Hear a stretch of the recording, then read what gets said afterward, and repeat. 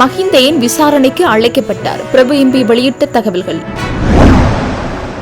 பிரித்தானிய நாடாளுமன்றத்தில் தமிழர் அரசியல் வரைவு, சர்வதேச ஆதரவுடன் புதிய கட்டம். கொட்டுமலையிலும் காணிகளை விடுவிக்க கோரி வழிவடக்கில் தொடரும் போராட்டம். மல்வானை வீட்டுக்குள் மாணவர்கள் செல்லும் வரை போலீசார் பார்த்துக் கொண்டிருந்தனர். அரசாங்கமும் இதற்கு துணை. ஜகத் விதான. குருக்கல்மட மனித புதைகுழி பகுதியில் ஸ்கேனிங் முறையை பயன்படுத்த அனுமதி. டீசல் நிலக்கரி மோசடிகளை அம்பலப்படுத்திய கமன்பில. பாடசாலை மாணவர்களின் ஒழுங்குமுறையை பேண சிகை அலங்கார கடை உரிமையாளர்களுடன் விசேட கலந்துரையாடல்.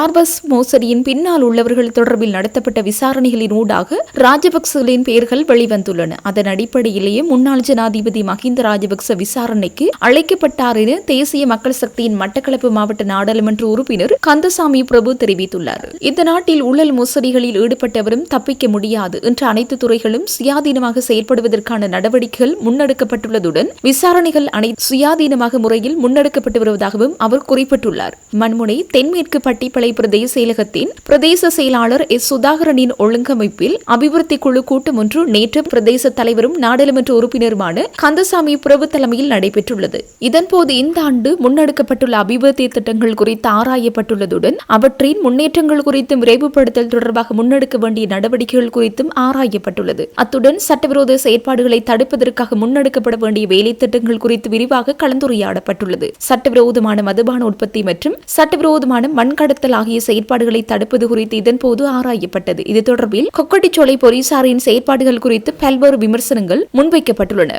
இதேபோன்று கொக்கட்டிச்சோலை நகரில் வீதி புனரமைப்பு செயற்பாடுகளில் ஈடுபட்ட நிறுவனம் முறையாக புனரமைப்பு பணியினை செய்யாமல் பாரியளவிலான முறைகேடுகளில் ஈடுபட்டுள்ளதாகவும் இது தொடர்பில் பூரண விசாரணைகள் முன்னெடுக்கப்பட வேண்டும் எனவும் இதன்போது கருத்துக்கள் முன்வைக்கப்பட்டுள்ளதுடன் குறித்த நிறுவனத்தின் செயற்பாடுகளை தடை செய்யும் வகையிலான தீர்மானங்களும் நிறைவேற்றப்பட்டுள்ளன. இது தொடர்பாக நாடாளுமன்ற உறுப்பினர் பிரபு மேலும் கருத்து தெரிவிக்கையில், இந்த நாட்டிலே கடந்த காலங்களில் பல மோசடிகள் இடம்பெற்றிருக்கின்றன. நாங்கள் ஆட்சிப்படம் ஏறும்போது மக்கள் எங்களிடம் எதிர்பார்த்து ஒரு விடயம் இந்த நாட்டில் இடம்பெற்றிருந்த ஊழல் மோசடிகளை இல்லாமல் செய்வதும் அதே நேரம் ஊழல் மோசடிகளோடு சம்பந்தப்பட்டவர்களை நீதிக்கு முன்னால் கொண்டு வந்து அவர்களுக்கு உரிய தண்டனைகள் வழங்க வேண்டும் என்பதுமாகும். ஊழல் மோசடியற்ற ஒரு நாட்டை உருவாக்குவோம் என்பதையே எங்களது கொள்கையிலும் நாங்கள் குறிப்பிட்டிருந்தோம். அந்த அடிப்படையிலேயே நாங்கள் அந்த விடயத்தை முன்கொண்டு வருகின்றோம். முன்னாள் ஜனாதிபதிகளுக்கு எதிராக கூட இன்று விசாரணைகள் முன்னெடுக்கப்பட்டு வருகின்றது. எதிர்க்கட்சியினர் எங்களுடைய செயற்பாடுகளை அரசியல் பழிவாங்கல் என மக்கள் மத்தியில் பரப்புரைகளை செய்து வருகின்றனர். இது எந்த வகையிலும் அரசியல் பழிவாங்கல் கிடையாது. தாங்கள் உழைத்துக் கொள்வதற்காகவும் தங்களது குடும்பங்களை வளர்த்துக் கொள்வதற்காகவும் பல மோசமான செயற்பாடுகளை கடந்த கால ஆட்சியாளர்கள் செய்து வந்தனர். இந்த நாட்டு மக்களின் வரிப்பணத்தை மோசடி செய்கின்ற விதமான பல செயற்பாடுகளை அவர்கள் முன்னெடுத்திருக்கின்றார்கள். இது தொடர்பான சட்ட ரீதியான விசாரணை முன்னெடுக்கப்பட்டு வருகின்றன. உங்களுக்கு தெரியும், போலீஸ் துறையும் நீதித்துறையும் ஒன்று சுயாதீனமாக செயற்பட்டு வருகின்றது. இந்த நிலையில் ஏர்பஸ் மோசடி தொடர்பான ஒரு விடயம் தற்போது பேசுபொருளாக இருக்கின்றது. அது தொடர்பான விசாரணை மேற்கொள்ளும் போது அதன் பின்புலத்திலே ராஜபக்சக்கள் இருப்பதை அறியக்கூடியதாக இருக்கின்றது.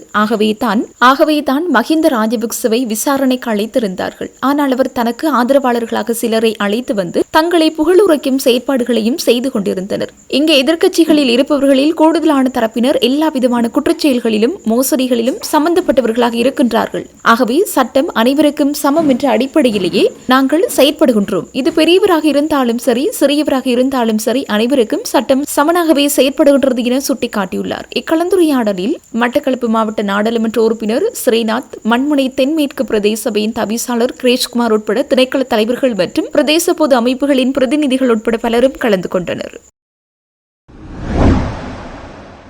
வெஸ்ட்மின்ஸ்டர் நாடாளுமன்றத்தில் வட்டுக்கோட்டை தீர்மானத்தின் 50ஆம் ஆண்டு நினைவை முன்னிட்டு நடைபெற்ற விசேட அமர்வில் தமிழர் அரசியல் போராட்டம் புதிய கட்டத்தை எட்டியுள்ளதாக அறிவிக்கப்பட்டது. பிரித்தானிய நாடாளுமன்ற உறுப்பினர்கள், ஈழத்தமிழ் கல்வியாளர்கள், மதகுருமார்கள், சமூக அமைப்புகள் மற்றும் இளைஞர்கள் கலந்து கொண்ட இந்த நிகழ்வில் தமிழ் அரசியல் வரைவு எனப்படும் புதிய அரசியல் கட்டமைப்பு சர்வதேச சமூகத்திற்கு அறிமுகப்படுத்தப்பட்டது. இந்த வரைவு தாயகம், தேசிய மற்றும் சுய நிர்ணயம் என்ற 3 அடிப்படை கொள்கைகளை மையமாக கொண்டதாகும். தமிழர் ஆளுகை பகுதிகளுக்கு அதிகபட்ச சுயாட்சி, சர்வதேச உத்தரவாதம் மற்றும் அரசியல் தீர்வு இல்லாவிட்டால் பொதுஜன வாக்கெடுப்பு நடத்தும் உரிமை ஆகியவை இதில் வலியுறுத்தப்பட்டுள்ளன. நிகழ்வில் பிரித்தானிய தொழில் கட்சி மற்றும் கன்சர்வேட்டிவ் கட்சி எம்பி இரு தரப்பினரும் ஆதரவு தெரிவித்தனர். மேலும் சர்வதேச சட்ட நிபுணர்கள் மற்றும் தமிழ் தலைவர்கள் இந்த கட்டமைப்பு நீண்டகால ஜனநாயக மற்றும் சட்ட அடிப்படையை கொண்டது என்று குறிப்பிட்டனர். 2026 இறுதிக்குள் உலகளாவிய தமிழ் தேசிய மாநாடு லண்டனில் நடத்தப்பட்டு இந்த அரசியல் கட்டமைப்பை உலக தமிழர்களின் ஒருங்கிணைந்த ஜனநாயக ஆணையாக ஏற்க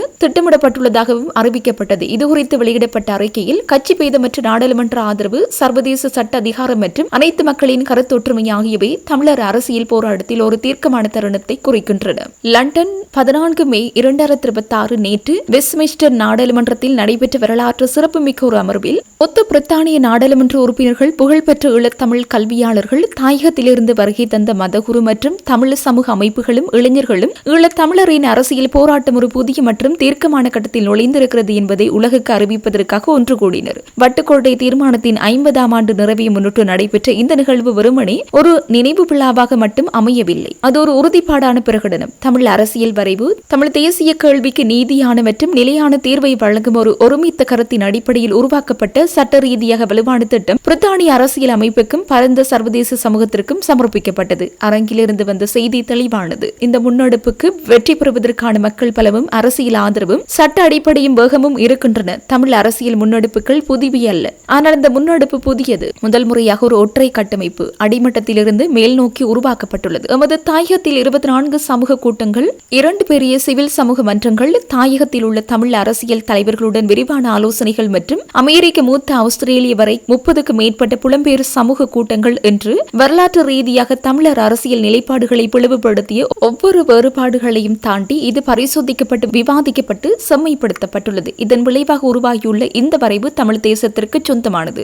மாவீரர்களுக்கும் எமது மக்களுக்கும் எதிராக இலங்கை பல தசாப்தங்களாக மேற்கொண்டு அடக்குமுறைகளில் உயிரிழந்தவர்களுக்கும் அனைவருக்கும் தலை சாய்த்து அகவணக்கம் செலுத்தி இந்த ஒன்றுகூடல் தொடங்கியது. இந்த பணி ஏன் முக்கியத்துவம் வாய்ந்தது என்ற யதார்த்தத்தில் அதன் பின்னர் நடைபெற்ற அனைத்தையும் ஆழமாக பதிவு செய்யும் ஒரு தருணமாக அது அமைந்தது. அங்கு வெளிப்படுத்தப்பட்ட பரந்தளவிலான அரசியல் ஆதரவை ஒரு வலுவான செய்தியாக அமைந்தது. தொழிற்கட்சி நாடாளுமன்ற உறுப்பினரும் தமிழர்களுக்கான அனைத்து கட்சி நாடாளுமன்ற குழுவின் தலைவருமான ஷிவோன் மெக்டோனா அம்மையார் நிகழ்வை தொடங்கி வைத்தார். நாடாளுமன்றத்திற்கு வந்திருந்தவர்களை வரவேற்றவர் இந்த முன்னெடுப்பிற்கு தனது முழுமையான ஆதரவையும் தெரிவித்தார். தமிழர்களுக்கான அனைத்து கட்சி நாடாளுமன்ற குழுவின் தலைவர் இந்த நிகழ்வை தொடங்கி வைத்தது தற்செயலானதல்ல. பிரித்தானிய அரசு இயந்திரம் இப்போது எந்த அளவிற்கு தீவிர தன்மையுடன் இந்த கட்டமைப்பை கையாளுகிறது என்பதை இது பிரதிபலிக்கிறது. அவரை தொடர்ந்து உரையாற்றிய கன்சர்வேட்டிவ் கட்சியின் நாடாளுமன்ற துணை ஒருங்கிணைப்பாளர் மதிப்பிற்குரிய ககன் மொஹிந்திரா கன்சர்வேட்டிவ் கட்சியின் ஆதரவை வெளிப்படையாக தெரிவித்தார். தமிழர் அரசியல் கட்டமைப்புக்கு ஆதரவு என்பது வெறும் தொழிற்கட்சி அல்லது லிபரல் கட்சி நிலைப்பாடு மட்டுமல்ல என்பதை தெளிவுபடுத்தியவர் இது கட்சி பேதமற்ற ஒரு பிரித்தானிய நாடாளுமன்ற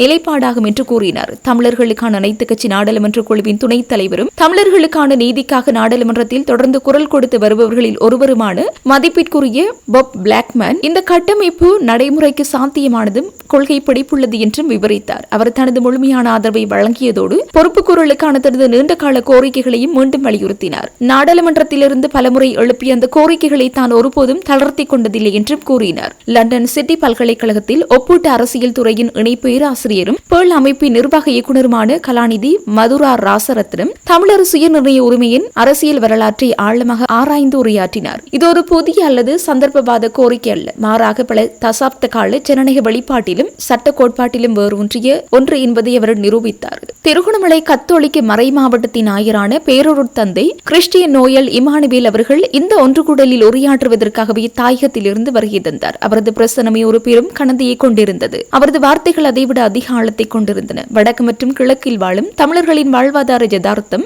ராணுவமயமாக்கல், காணாமலாக்கப்பட்டோர், உடைமை இழப்பு, நாட்டை விட்டு வெளியேறி திரும்பி வராத இளைஞர்கள் குறித்து பேசியவர் இவற்றை நேரில் கண்ட ஒருவரின் அதிகாரத்தோடு சுய நிர்ணய உரிமைக்கான தார்மீக நியாயத்தை முன்வைத்தார். பிரித்தானிய நாடாளுமன்றத்திற்கு தேர்ந்தெடுக்கப்பட்ட முதல் தமிழரும் வெளிவிகார தெரிவுக்குழுவின் உறுப்பினருமான உமாகுமரன் மக்கள் தங்களது சொந்த எதிர்காலத்தை தீர்மானிக்கும் உரிமை குறித்தும் அதை உறுதிப்படுத்தும் ஜனநாயக முன்னுதாரணங்கள் குறித்தும் உரையாற்றினார். 2009ஆம் ஆண்டு நாடாளுமன்ற சதுக்கத்தில் நடைபெற்ற போராட்டங்களை நினைவு கூறுவதற்காகவும் அவர் சற்று நேரம் எடுத்துக்கொண்டார். 1958 கலவரங்கள் முதல் வட்டுக்கோட்டை தீர்மானம் வரை தமிழர் கோரிக்கை நிலைத்தன்மையை அவர் சுட்டிக்காட்டினார். தமிழுள்ள விடுதலை புலிகள் அமைதி பேச்சுவார்த்தைகளின் போது சமர்ப்பித்த இடைக்கால தன்னாட்சி அதிகார சபை முன்மொழிவுகளை உருவாக்குவதில் தனது சொந்த பங்கு குறித்தும் அவர் பேசியதோடு தற்போதைய கட்டமைப்பை அந்த பிரிக்க முடியாத சட்ட மற்றும் அரசியல் பாரம்பரியத்திற்குள் நிலைநிறுத்தினார். சர்வதேச சட்டத்தில் உலகின் தலைசிறந்த அதிகார நிபுணர்களில் ஒருவர் இக்கட்டமைப்பின் சட்ட அடிப்படை அங்கீகரிக்கும் போது அது வெறும் அடிக்குறிப்பல்ல, மாறாக அது ஒரு அச்சாணி. முன்னெடுப்பு குழுவின் முக்கிய உறுப்பினரான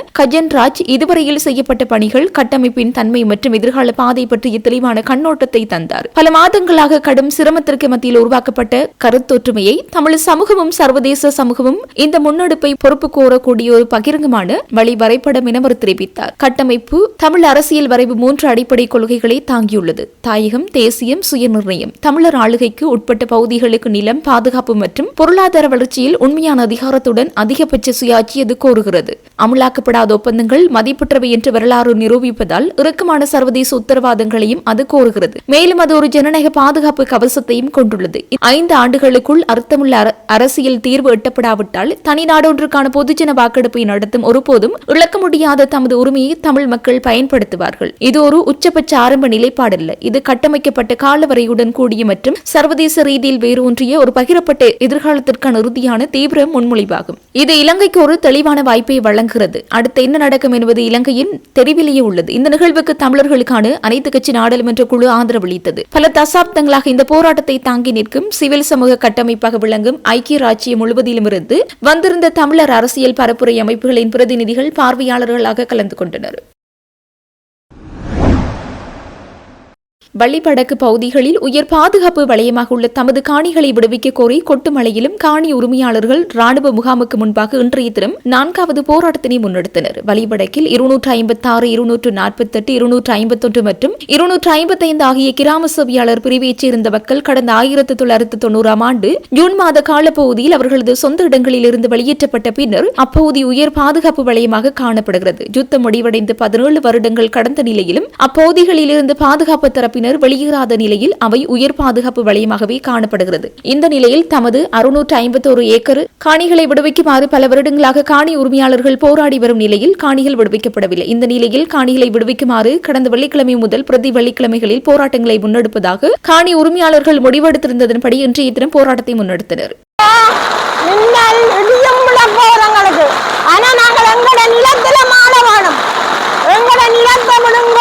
நாங்கள் எங்கட நிலத்துல மாண்டு போறோம். எங்கட நிலத்துக்காண்டித்தான் நாங்கள் எதையும் வராமல் இருக்கிறோம். வெயில், மழை, காற்று, இடி, மின்னல் எல்லாத்தையும் கடந்து வந்திருக்கிறோம். எங்கட காணிய விடுங்கோ, விட்டுட்டு நீங்க போங்கோ. இதைத்தான் உங்களை நாங்கள் மிகவும் தயவாக கேட்கிறோம். எங்கட காணிய விட்டுட்டு போங்கோ. உங்களுக்கு தெரிய இல்லையா நாங்கள் இந்த மழையில இருக்கிறது, இந்த வெயில நனைகிறது, இந்த இடிமின்னல்ல காத்துல இருக்கிறது தெரியா இல்லையா? தமிழ் மக்களின் உணர்வை நீங்கள் கொஞ்சம் மதிக்கிறீங்கள் இல்லை. தமிழ் மக்கள் எவ்வளவு துயரங்களை அனுபவிச்சு போட்டோம். இனிமேல் எங்களுக்கு அனுபவிக்கிறது ஒன்றும் இல்லை. எங்களோட நிலம் தான் எங்களுக்கு வேணும். இந்த நிலத்தை தாங்கோ. நாங்கள் சிறுக சேர்த்து கொள்வில கொண்ட காணிகள், எங்களோட பாட்டன் கூட்டம் தந்த காணிகள், நீங்கள் விட்டுட்டு போங்க. எங்களோட காணிகளை தாங்கோ. நீங்கள் மாளிகையில் இருக்கிறீங்கள், நாங்கள் நடுத்தருவில் இருக்கிறோம்.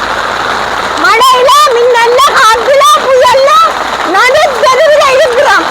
நீங்கள் எங்கள் இடத்துல வந்து மாளிகை கட்டி இருக்கிறீங்கள். உங்களோட நிலம் உங்களுக்கு இல்லை, உங்களுக்கு இப்ப வெளியில வந்து பாருங்க.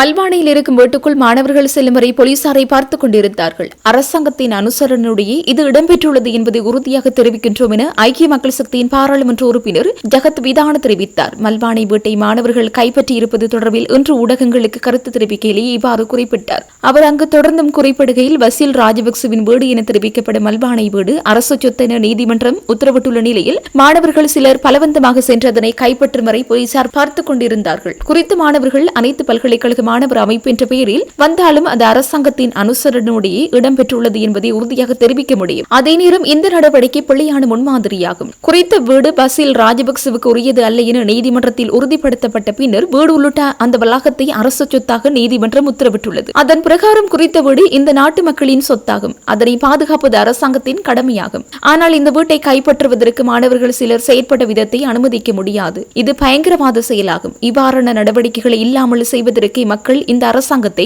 தெரிவு செய்தார்கள். ஆனால் இந்த நடவடிக்கையை மாணவர்கள் அரசாங்கத்தின் உதவியுடனேயே அங்கு வந்துள்ளார்கள் என்பது தெளிவாக தெரிகின்றது. ஏனெனில் அவர்கள் பலவந்தமாக அங்கு சென்று துப்புரவு பணிகளில் ஈடுபட்டு எந்த பிரச்சனையும் இல்லாமல் இருக்கின்றார்கள். ஆனால் போலீசார் அதனை பார்த்துக் கொண்டிருக்கிறார்கள். அதனால் அரசாங்கத்தின் அனுசரணை இல்லாமல் இவ்வாறு செயற்பட முடியாது. அதனால் அரசாங்கம் என்ன நடவடிக்கை எடுக்கப் போகிறது என்பதை பார்த்துக் கொண்டிருக்கிறோம். அதே நேரத்தில் நாடாளுமன்றத்தில் இது தொடர்பில் நாங்கள் கேள்வி எழுப்புவோம். ஜனநாயக நாடொன்றில் இவ்வாறு சட்டவிரோதமான நடவடிக்கைகளில் ஈடுபடுவதற்கு அரசாங்கம் இடமளிப்பதாக இருந்தால் நாட்டின் எதிர்காலம் என்னவாகும்? பாரிய எதிர்பார்ப்புடனேயே மக்கள் இந்த அரசாங்கத்திற்கு வாக்களித்துள்ளார்கள். ஆனால் இன்று மக்கள் என்ன செய்வது என தெரியாமல் தடுமாறிக் கொண்டிருக்கின்றனர். அத்துடன் 323 கொள்கலன் விடுவிப்பு, திரைசேரியின் 2.5 மில்லியன் டாலர் மோசடி போன்ற அரசாங்கத்திற்கு எதிராக தெரிவிக்கப்படும் குற்றச்சாட்டுகளுக்கு எந்த நடவடிக்கையும் இல்லை. அதே நேரம் மாணவர்கள் சிலர் அரசுக்கு சொந்தமான மல்வானை கைப்பற்றிக் கொண்டிருக்கிறார்கள். ஆனால் அரசு தரப்பில் இருந்து யாரும் இது தொடர்பில் எந்த அறிவிப்பையும் விடுக்கவில்லை. குறைந்தபட்சம் போலீசுக்கு பொறுப்பான அமைச்சும் எதிரையும் தெரிவிக்கவில்லை. அதனால் அரசாங்கம் என்ன செய்ய போகிறது என்பதை நாங்கள் பொறுத்திருந்து பார்த்துக் கொண்டிருக்கிறோம் என்றார். குருக்கல் மட மனித புதைகுழி என அடையாளம் காணப்பட்டுள்ள பிரதேசத்தில் மேக்னெட்டோ டெலியூரஸ் ஆடியோ பிரீக்வன்சி என்ற ஸ்கேனிங் முறையை பயன்படுத்த அனுமதி அளிக்கப்பட்டுள்ளது.